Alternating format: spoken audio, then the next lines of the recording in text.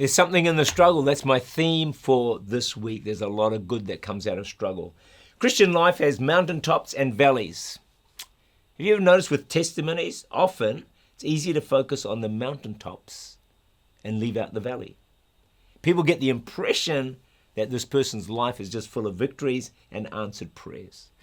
We need to include failures, mistakes, and defeats, because honesty is going to help everybody. If we're honest, our testimony is we've had plenty of troubles since we were saved. Sometimes more than before. I think that's true of my life. Why would that be? Because I entered a battle zone. Now I'm a soldier engaged in the greatest conflict of all time, so there are going to be more struggles. The battle to live a godly life, to reach lost people for Jesus, is not easy. Did you notice that many of Paul's sufferings were physical? Often worn out. 2 Corinthians 6, verse 4-5, and this is one of the struggles we can face. He faced tribulations, distresses, stripes, imprisonment, sleeplessness. I mean, this guy had it tough. And Bible scholars say Paul was probably not strong physically, maybe a little man, possibly bald. Yet he committed himself to endurance. And we all need that. You have to outlast your struggles. Lock that in your head. You have to outlast your struggles. They say every storm runs out of rain. Sometimes we run out before the rain runs out. If your roots are securely fixed in Jesus, you will outlast every storm. Deuteronomy 33, verse 25. As your days, so shall your strength be.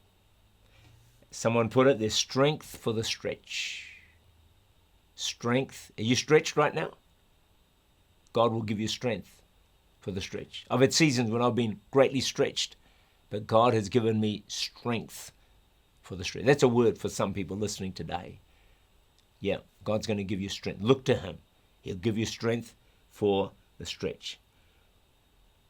Paul didn't say, I've done my bit. It's been tough. It's time for younger men.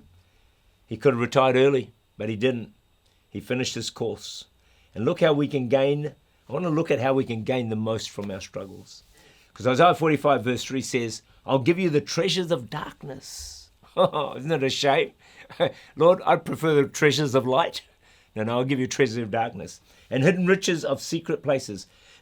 There's something in the struggle that can bring out incredibly positive results in our lives that can't be achieved any other way. Number one, struggle can press you into your destiny. Wow. Psalm 66 verse 12. You have caused men to ride over our heads. We went through fire and through water, but you brought us out to rich fulfillment. So David with Goliath, what seemed an unwanted, insurmountable giant, what did it do? Resulted in David moving towards his destiny and becoming the king of Israel. That battle was a defining moment in David's life. Moses had a huge struggle with Pharaoh, but it pushed him into his destiny to deliver Israel from Egypt.